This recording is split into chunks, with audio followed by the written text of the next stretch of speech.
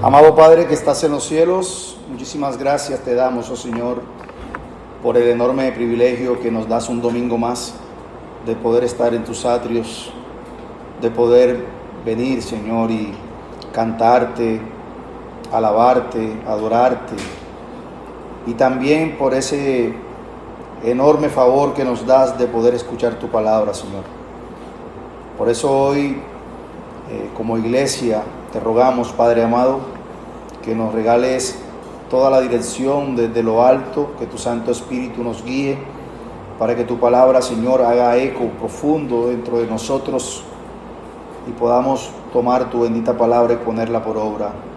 Por favor, te pido que por favor me ayudes para que tu palabra pueda ser predicada de manera fiel y que tú, Señor, no tengas en cuenta mis debilidades ni mis defectos. Por favor, Señor, bendice a tu pueblo, bendice a tu iglesia hoy y que tu palabra vaya sazonada con sal. Te lo pedimos en el nombre de Jesús y para tu gloria. Amén y amén.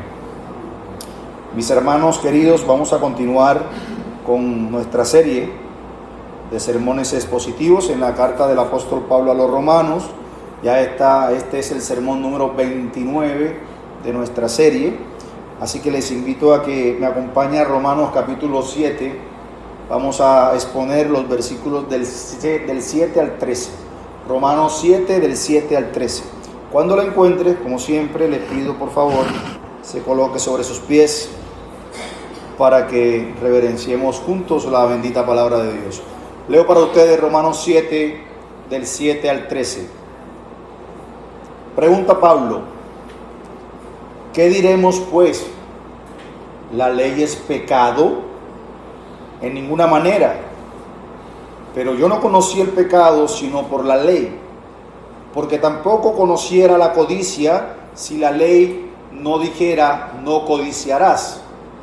Mas el pecado, tomando ocasión por el mandamiento, produjo en mí toda codicia, porque sin la ley el pecado está muerto.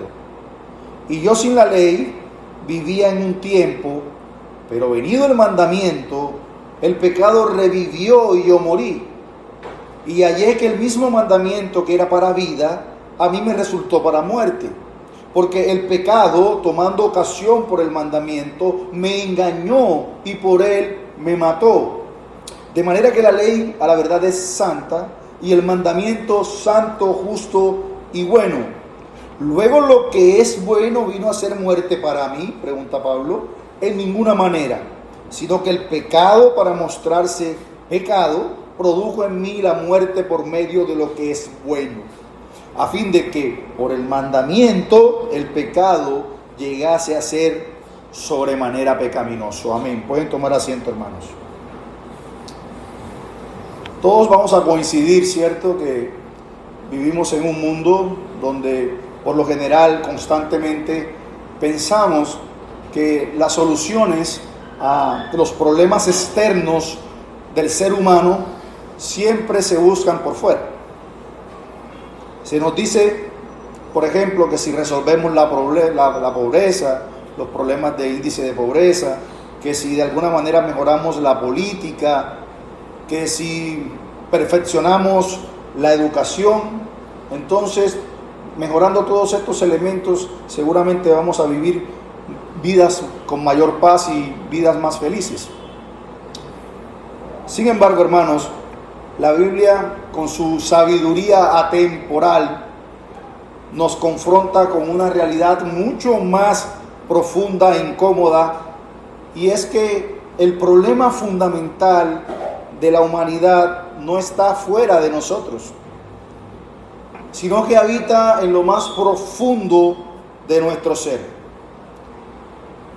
Y ese es el problema, hermanos, que la Biblia nos dice que tiene el hombre.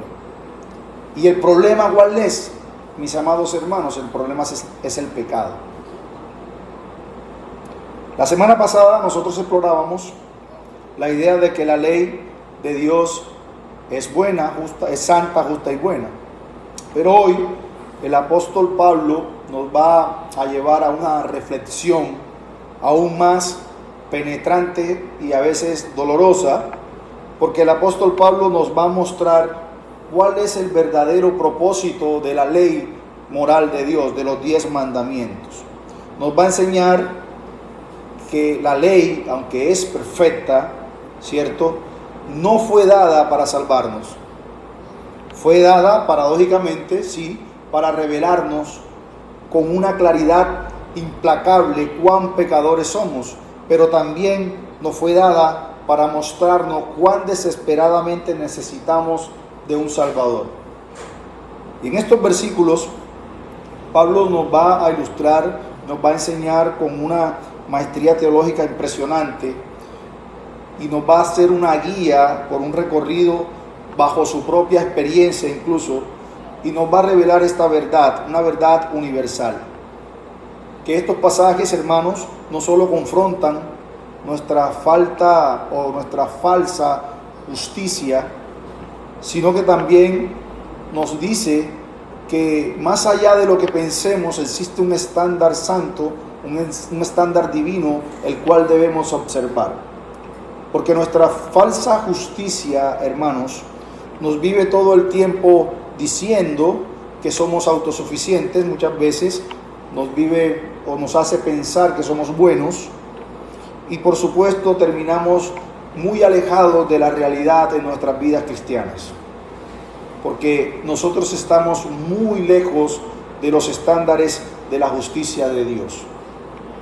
Pero además el apóstol Pablo también nos va a guiar a la única y verdadera esperanza que existe para nosotros los pecadores, nuestro Señor y Salvador Jesucristo.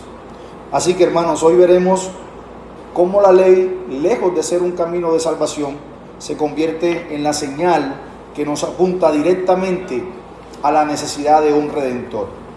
Nuestro sermón en la mañana de hoy, hermanos, lo he titulado El pecado desenmascarado por la ley. El pecado desenmascarado por la ley. Y vamos a ver en él, o lo vamos a desarrollar bajo 3 encabezados, y vamos a ver inmediatamente nuestro primer encabezado. ¿Cuál es ese? Versículo 7, que la ley no es pecado, sino que es luz. Noten que dice Pablo: ¿qué diremos pues? ¿La ley es pecado? En ninguna manera. Pero yo no conocí el pecado sino por la ley, porque tampoco conociera la codicia si la ley no dijera no codiciarás.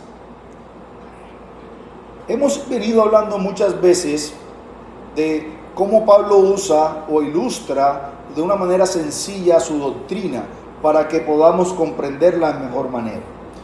Para comprender un poco esta afirmación del apóstol Pablo, no debemos olvidar el contexto de la mente judía del primer siglo, que obviamente sostenía la ley en la más alta estima. La ley o la Torá era considerado el regalo más preciado de Dios a su pueblo. Era considerado como la brújula, por supuesto, que los guiaba en una vida justa y piadosa. Por lo tanto, si para ellos, hermanos, la ley era la que producía conciencia de pecado, la primera y más obvia objeción que se iba a levantar era: entonces, ¿la ley es defectuosa?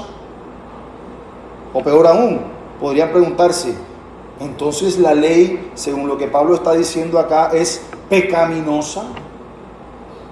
Por esta razón, el apóstol Pablo, con una vehemencia que aún resuena en nuestros días, contiene esa objeción de raíz, y él responde tajantemente: en ninguna manera.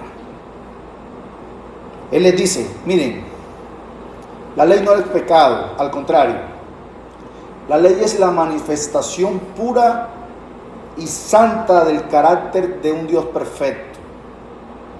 Es la revelación de su santa y perfecta voluntad para que una vida que viva el hombre, o que para que el hombre pueda vivir una vida que honre a Dios. Por lo tanto, el problema no reside en la ley, sino en nosotros. Es como si Pablo les dijera: miren, La ley es como un rayo de luz brillante, ¿cierto?, que entra en una habitación oscura. Y cuando esa luz brillante entra en esa habitación oscura, empieza a exponer, a mostrarnos todo el polvo, toda la telaraña, toda la suciedad que reside en esa habitación y que por supuesto a simple vista no se podía ver por la oscuridad. De manera que la luz no es el problema, sino que la luz nos hace conscientes de la suciedad que existía desde siempre en esa habitación. De la misma manera, dice Pablo, sin el mandamiento de Dios, el pecado permanece en la oscuridad de nuestra ignorancia. Es una realidad latente porque está allí el mandamiento, cierto, pero no se reconoce. Por eso Pablo nos da un ejemplo profundamente personal. Y Pablo dice, el mandamiento, el 10º mandamiento que dice, no codiciarás. ¿Y por qué Pablo usa este mandamiento?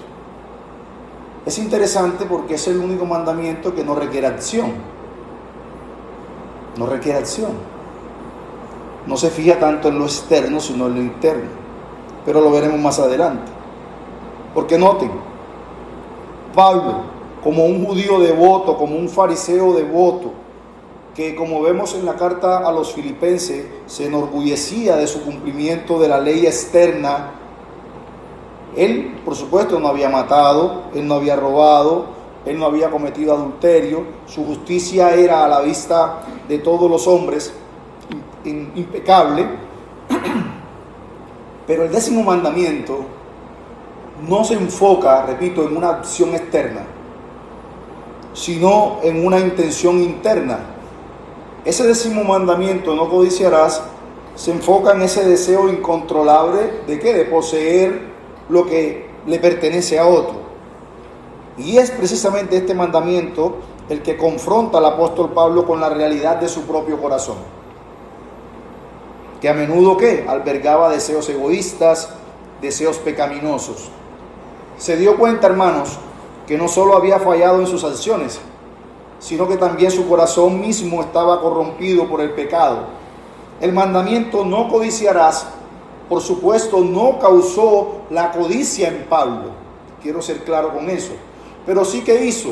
Ese mandamiento expuso y definió como pecado a los ojos de Dios lo que Pablo sentía. Pensemos, por ejemplo, en un médico que utiliza un escáner de resonancia magnética para con sus pacientes. Y en medio de su proceso, él detecta un tumor maligno. La máquina de escáner de resonancia no es la que produce o introduce la enfermedad dentro del paciente. Tampoco causa el tumor que este paciente puede presentar. Lo que sí hace el escáner es que va a revelar con precisión, ¿cierto?, la patología que ya estaba allí. Y esa patología o ese tumor o esa enfermedad, por supuesto, no era visible a los ojos humanos. Así que ese escáner es una herramienta buena y necesaria, porque sin ella el médico no sabría de ese tumor maligno y por supuesto no sabría cómo curarlo. El problema entonces no es el escáner, no es la máquina, sino la enfermedad que se encuentra dentro del paciente, enfermedad que está oculta. Bueno, hermanos, de la misma manera, la ley de Dios no causa nuestra condición pecaminosa, es lo que enseña Pablo aquí, sino que actúa, usando el mismo ejemplo, como una radiografía espiritual que revela la enfermedad moral que habita en nuestro corazón. Nos muestra que el problema no es meramente externo, no es un problema conductual, sino que es un problema profundo del alma. Por eso no puedo dejar de preguntarnos o de preguntarte si alguna vez tú te has considerado una buena persona. Porque nosotros vivimos en un mundo en que todo el tiempo estamos midiendo y comparando la bondad con otros. Nos vivimos comparando, eso es una realidad. Y en esa comparación seguramente nos hemos considerado más buenos que los otros. Y la mayoría de nosotros pudiéramos decir que sí. Tal vez, sí, nunca hemos robado un banco. Tal vez nunca hemos matado a nadie. Tal vez eres un buen padre de familia, un buen miembro familiar, sea padre, hijo, esposo, etc. Pero la pregunta aquí es, ¿cuántas veces nos hemos puesto a reflexionar en el estándar de Dios? Porque hermanos, Él no solo mira nuestras acciones, Él no solo mira lo externo, sino las intenciones de nuestro corazón. Porque entonces, así como pregunto, ¿nos hemos sentido como buenas personas? También tengo que preguntar, ¿alguna vez hemos sentido envidia por lo que tiene alguien? Sea un amigo, sea un vecino. ¿Hemos sentido envidia por alguien? ¿Hemos deseado el éxito del otro? ¿Hemos deseado los logros de otros? Incluso, ¿cuántos de nosotros nos hemos alegrado por el fracaso de otro? Hermanos, seguramente sí. Seguramente sí. De una manera muy sutil. Bueno, la ley de Dios, hermanos, es implacable en su perfección. Nos dice que el estándar no solo está en lo externo, no solo está en las acciones, sino en lo interno. Y que todos, absolutamente todos, hemos fallado en cumplirlo. En otras palabras, la ley nos muestra nuestra bancarrota espiritual. En nuestra justicia es, a los ojos de Dios, como trapos de inmundicia, como lo señala Isaías. Por lo tanto, la ley de Dios está ahí para decirnos que somos buenos. No. Está allí para mostrarnos nuestra desesperada necesidad de un Salvador que nos rescate de nuestra propia pecaminosidad. En ese momento, en ese preciso momento de humilde reconocimiento que la ley cumple con su propósito, nos empuja inmediatamente hacia los brazos de aquel que sí cumplió esa ley por nosotros.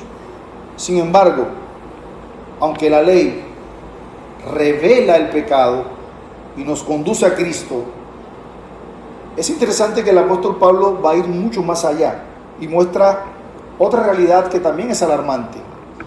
Y es que el pecado, hermanos, es astuto.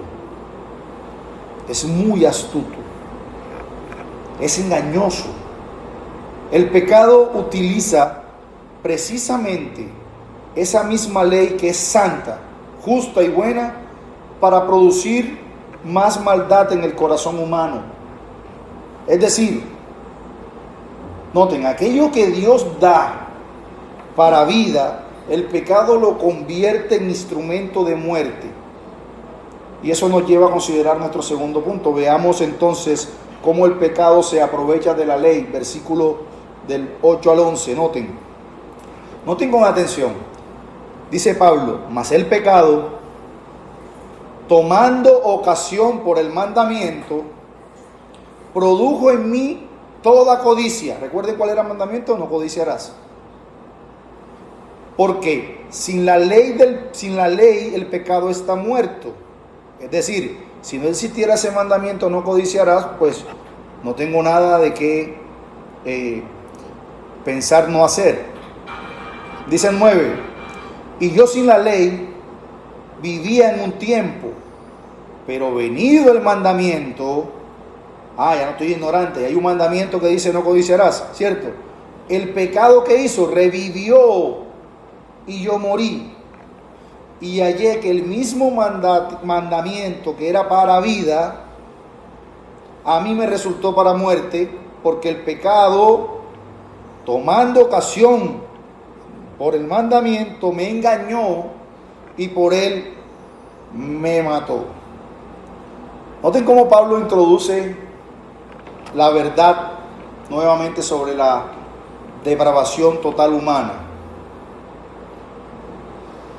Pero es interesante que Pablo nos dice de manera clara que no solo la ley revela el pecado, como lo vimos en el punto anterior, sino que el pecado da un giro perverso y usa la ley como un catalizador para intensificarse. ¿Cómo así? Vamos a insistir en lo que hemos venido diciendo. El problema no es la ley, sino nuestro corazón, que es rebelde y pecaminoso. La palabra que Pablo usa allí para tomando ocasión es del griego aforme, que significa como algo así como base de operaciones. En otras palabras, lo que Pablo quiso decir con esa palabra es que el pecado usa la ley como un trampolín. Aprovecha el mandamiento que Dios da, ¿para qué? Para despertar en nosotros ese deseo de desobedecerlo. Eso es lo que está tratando de decir Pablo acá. Es decir, que lo que debía guiarnos al bien, como lo es la ley, ¿qué hace el pecado? Lo usa como una oportunidad para rebelarse. Y eso, hermanos, es supremamente importante que hoy en la mañana de hoy podamos entender y aprender. ¿A qué? A que debemos mirar el pecado como lo que es en verdad. Es un enemigo astuto, perverso, es un parásito que vive dentro de nosotros. Pero Pablo dice, cuando no hay ley, el pecado está como muerto. No en el sentido de que no exista, no es lo que está diciendo Pablo, sino en el sentido de que está inactivo, porque no hay ley, no hay mandamiento, está latente pero no está activo. Nuestra ignorancia, en otras palabras, nos hace pensar que todo está bien. Si no existe algo que te diga eso es malo, entonces nuestra ignorancia está bien. Pero cuando la ley llega y establece un límite claro, por ejemplo, no hagas esto, el pecado que habita en nosotros se despierta y ve una oportunidad. Porque el mandamiento, hermanos, lejos de reprimir el pecado, le da al pecado una dirección clara para rebelarse. Por ejemplo, nosotros lo vemos claramente en la psicología humana. ¿Por qué? Una señal que usted ve allí de prohibir tocar algo, por ejemplo, hay una señal en un museo, usted va a un museo y ve una señal prohibido tocar. Ese letrero prohibido tocar puede producir, por ejemplo, en la mente de un niño una curiosidad y un deseo casi irresistible de tocar eso que ese letrero dice prohibido tocar. Entonces, esa señal o ese aviso que se usa o lo colocan para una medida de protección se convierte en ese niño en un estímulo para la desobediencia. Y esto no es porque el letrero sea malo, claro que no, sino porque la naturaleza rebelde del niño encuentra en esa prohibición la oportunidad para actuar, para rebelarse. Bueno, así es nuestro corazón. Ese mandamiento, no codiciarás, no crea el deseo de codiciar en nosotros, pero lo saca a la luz y lo intensifica. En lugar de obedecer, el corazón responde: ahora que tú has dicho que no lo debo hacer, mi deseo es aún más fuerte en hacerlo. Eso es lo que Pablo está tratando de decir. Por eso Pablo lo describe de una manera gráfica cuando dice en el versículo 9, noten: pero venido el mandamiento, el pecado revivió y yo morí. Ese mandamiento que era para vida, era la senda de la obediencia, se convirtió en muerte para Pablo, porque a través de él el pecado lo engañó y lo mató. Y esa verdad es fundamental para entender por qué la salvación por obras es imposible. Y no significa que la ley sea imperfecta, es que nosotros somos incapaces de cumplirla. Cuando más nos esforzamos por obedecer la ley por nuestras propias fuerzas, más evidente se hacen nuestras fallas y más frustrados nos sentimos. Porque la ley nos muestra nuestra esclavitud al pecado. Yo pregunto, hermanos, ¿cuántas veces nos hemos sentido como atrapados en un círculo vicioso de buenas intenciones y fracasos? Ponte a pensar en tu vida cristiana. Desde que eres cristiano, desde que llegaste a los pies del Señor, ¿cuántas veces te has visto en este círculo vicioso de buenas intenciones y fracasos? Porque quizás ya has empezado a estudiar mucho más la Biblia que antes, has aprendido los mandamientos de la ley moral de Dios, incluso de memoria, pero en lugar de sentirte más santo, de sentirte victorioso, te sientes más consciente de tus propias luchas internas. Porque si ese es tu caso, el Señor nos dice en esta mañana, no nos desanimemos. ¿Por qué? Porque no estamos solos. La experiencia de Pablo, de hecho, es un recordatorio de que esa lucha es la evidencia de que necesitamos más que reglas y mandamientos, necesitamos un nuevo corazón. Necesitamos un nuevo corazón, uno que no se rebele, sino que desee obedecer por amor, no por obligación. La ley, por supuesto, no nos puede dar ese corazón. Solo el Espíritu Santo puede hacerlo a través de la obra de Jesucristo.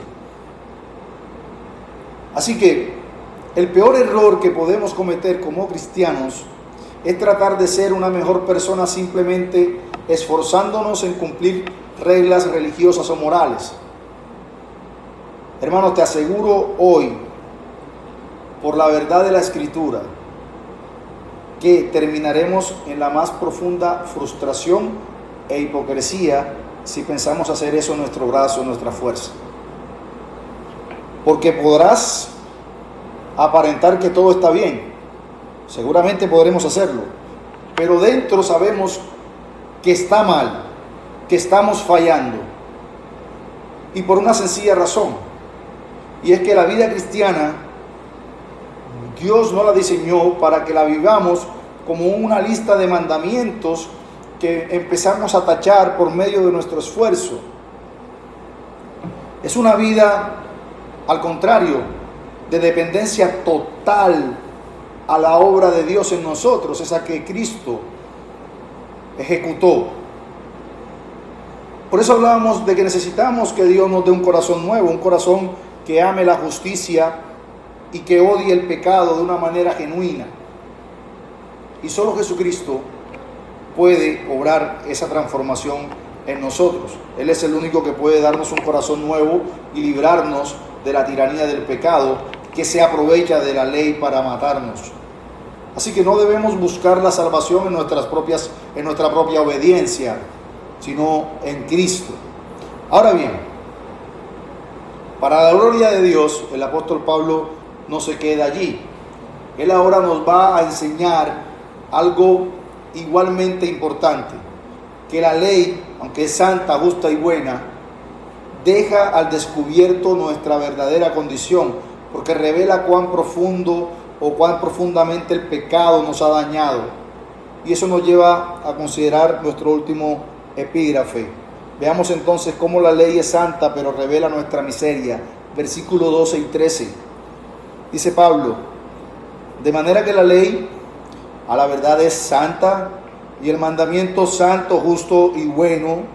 Y él pregunta: luego lo que es bueno, como la ley, vino a ser muerte para mí, en ninguna manera, sino que el pecado, para mostrarse pecado, produjo en mí la muerte por medio de lo que es bueno, o sea, la ley, a fin de que por el mandamiento el pecado llegase a ser sobremanera pecaminoso. A ver, prestemos mucha atención acá, hermanos, porque esto es un punto crucial. Porque si la ley fuera mala, Pablo lo que está diciendo es: podríamos culparla por nuestros pecados. Eso es como culpar a un espejo cuando nos paramos enfrente, culpar al espejo por mostrarnos nuestra suciedad en el rostro. El espejo no tiene la culpa de que estemos sucios. Ese espejo solo refleja lo que ya está ahí. De la misma manera, la ley no causa nuestro pecado, simplemente revela, nos muestra lo que ya hay o existe en nuestro corazón. La ley es ese reflejo del carácter de Dios, ese reflejo del carácter santo de Dios, el cual es absolutamente perfecto. El problema entonces es que nosotros al exponernos, al mirarnos a ese espejo de la ley enfrente, vemos nuestra terrible naturaleza pecaminosa. Esa naturaleza pecaminosa que tuerce y pervierte incluso lo que es bueno, como la ley. En palabras sencillas, el pecado utiliza la ley, que es bueno, para llevar a cabo su obra más destructora en nosotros, que es la muerte. Usa la belleza, la pureza de la ley para engañarnos y para matarnos. Es lo que dice Pablo acá. La pregunta entonces es, ¿y por qué Dios lo permite? ¿Por qué Dios lo permite? Dios en su sabiduría y en su soberanía permite que ese proceso ocurra para mostrarnos un propósito mayor, para mostrarnos la naturaleza espantosa y perversa del pecado y lo desenmascara. Por eso el nombre de nuestro sermón hoy. Cuando vemos que el pecado puede tomar algo tan perfecto como la ley de Dios y usarlo para producir muerte en nosotros, entendemos, hermanos, cuán insidioso y destructivo es el pecado en realidad. Y esto es muy serio porque no estamos hablando solamente de faltas o errores, ¿cierto? Sino de una fuerza que corrompe, una fuerza que engaña, que destruye. Y a través de ese proceso, el pecado, dice Pablo, se revela sobremaneramente pecaminoso, es decir, que se muestra excesivamente malo y atroz. Es en ese sentido precisamente que la ley funciona como un ayo o un tutor severo, como lo describe él en Gálatas capítulo 3, versículo 24. Recordemos que es un ayo. Un ayo en la antigüedad era un esclavo que se tomaba para que sirviera de acompañante, de tutor, para educar al hijo del amo. Por supuesto, ese ayo no era el padre del amo, ni podía salvar tampoco al niño de su destino, pero sí tenía una responsabilidad ese ayo, y era de guiarlo, de prepararlo hasta que ese niño estuviera listo para poder recibir la herencia. Bueno, de la misma manera, la ley no puede salvarnos, como el ayo no puede salvar al niño, ¿cierto? Pero nos guía a Cristo, como lo hace el ayo guiando al niño a recibir su herencia. Nos muestra de una manera clara y contundente que somos incapaces de cumplir el estándar perfecto de Dios por nuestra propia cuenta.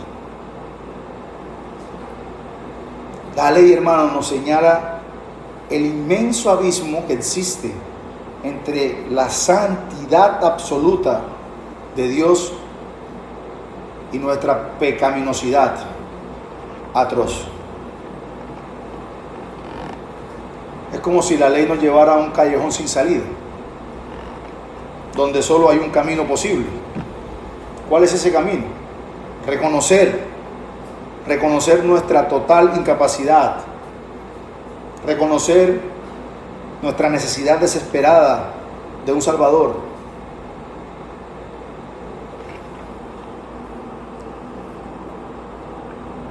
Lo triste es que también dentro de la iglesia muchos no han entendido esto e intentan vivir su fe de una manera rigurosa en forma de un checklist. ¿Quiénes saben acá qué es un checklist? Es una lista, ¿cierto? Como si fuera una lista de mandatos que deben ir chuleando cuando se van cumpliendo. Bueno, muchos quizás no lo expongan, lo digan, pero viven su vida cristiana así, como si fuese un checklist. Por eso muchos se enfocan en una autodisciplina personal rigurosa. Bueno, debo leer la Biblia tantas veces al día, debo orar tantas veces al día, debo servir más tantas veces. Se esfuerzan por ser buenos, por no fallar, por cumplir con cada regla, con cada mandato. Y aclaro, aunque eso no es malo en sí mismo, porque nosotros pues siempre debemos buscar el servir, el orar, el leer la Escritura. Sin embargo, cuando lo hacemos como un camino de salvación, incluso cuando lo hacemos como un camino de santificación, y es algo que parece espiritual, solo va a llevar a dos resultados inevitables. El primero, pues nos va a llevar a una frustración total, porque no importa cuánto te esfuerces, vas a seguir fallando. Vas a seguir fallando. Y la ley te va a recordar cada fracaso. El segundo es la hipocresía. ¿Por qué? Porque no importa cuánto finjamos que somos perfectos o que estamos llegando casi, que no necesitamos ayuda, no importa cuánto finjamos, no importa que comencemos a construir esa fachada que oculta la miseria interior, tarde o temprano se mostrará. Entonces nos lleva a un fracaso y nos lleva a la hipocresía, vivir la vida cristiana así, como un checklist. Pastor, ¿y entonces qué es lo que debemos hacer? Lo que debemos hacer es sumamente sencillo. Debemos reconocer nuestra total ruina moral. Es sencillo. Debemos reconocer nuestra absoluta incapacidad para cumplir la ley. Y entonces, solo así, podemos dejar de mirarnos a nosotros mismos y levantar la mirada de la fe hacia el Redentor. Entonces, ¿qué debemos hacer en palabras sencillas? Sencillo, rendirnos a Cristo, y de esa única forma hallaremos victoria en Él. Yo te pregunto, ¿cómo vives tu vida cristiana? ¿Rendido a Cristo? ¿Todo el tiempo en dependencia a Él? ¿O vives tu vida cristiana esforzándote en tus propios méritos, en tu autosuficiencia, o autoflagelándote porque crees que por tu obediencia lograrás algo que ya Cristo logró? No nos engañemos, no podemos adicionar nada a la obra perfecta que ya Cristo logró. Por eso, si en nuestro corazón o en tu corazón sientes culpa, el peso del fracaso, si sientes la frustración de no poder ser la persona que quieres ser, entonces yo te digo, no huyas de la ley de Dios. Porque si te estás sintiendo así, frustrado, con culpa, quiere decir que toda esa sensación que estás viviendo es paradójicamente una bendición, porque significa que la ley está haciendo su trabajo. ¿Qué está haciendo la ley? Quebrantando tu orgullo. ¿Qué está haciendo la ley? Revelando tu necesidad. ¿Qué está haciendo la ley? Conduciéndote a donde tienes que estar. Te está guiando a ver tu profunda y desesperada necesidad de Cristo. Te está guiando a Jesús. ¿Y por qué a Jesús? Por varias razones. Primero, porque Él es el único que cumplió perfectamente la ley en nuestro lugar. Segundo, porque Él vivió la vida que tú no pudiste vivir. Tercero, porque fue Él quien murió bajo la maldición que nosotros merecíamos por quebrantar la ley. Cuarto, porque Él fue quien resucitó para darnos vida nueva. Una vida donde ya no somos esclavos del pecado. Por eso a Jesús. Porque no hay otro camino dado a los hombres en el que podamos ser salvos.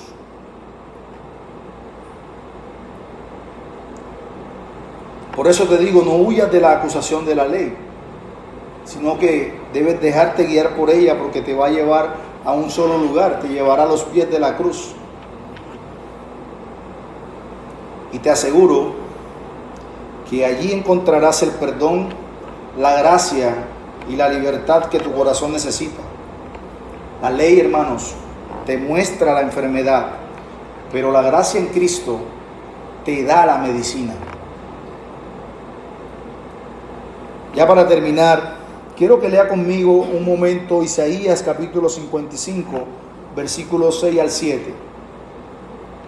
Isaías 55, versículos 6 y 7.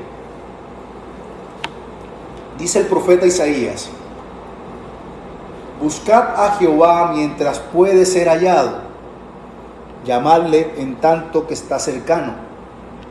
Deje el impío su camino y el hombre inicuo sus pensamientos, y vuélvase a Jehová, el cual tendrá de él misericordia, y al Dios nuestro, el cual será amplio en perdonar. Si aún no has puesto tu fe en Cristo, hermano, hoy es el día. La ley nos acusa, nos muestra nuestro pecado, nos deja sin excusa, pero Jesús nos ofrece el perdón. Él nos ofrece salvación. Ven a Él con tu pecado, con tu fracaso, con tu orgullo. Ven a Él, porque Él no te rechazará, sino que te recibirá con los brazos abiertos para darte perdón y vida eterna. Que el Señor bendiga su palabra y nos ayude. Vamos a orar. Padre amado, gracias te damos, Señor, por tu palabra. Gracias por regalarnos tu santa, preciosa ley, la cual es santa, justa y buena, la cual nos muestra, Señor, la perversa situación, la perversidad de nuestro pecado. Cada vez que nos exponemos a ella, cada vez que nos miramos en su reflejo, podemos ver tu carácter santo y precioso, tu estándar de justicia perfecto, y vemos, Señor, lo pobre y miserable que somos. Gracias porque ella nos lleva a Cristo. Gracias porque no nos dejaste sin esa luz, sin esa lumbrera que nos muestra el camino hacia Jesús. Ayúdanos cada día a ser más conscientes de la necesidad que tenemos de ti. Y siempre que tu Santo Espíritu, Señor, nos capacite, nos ayude, pero sobre todo nos mantenga humildes, reconociendo que nada somos sin ti, Señor. No permitas que nuestro corazón se rebele y se dedique a la autosuficiencia. Ayúdanos a descansar completa y absolutamente en Jesús, porque te lo pedimos en su nombre y para su gloria. Amén y amén.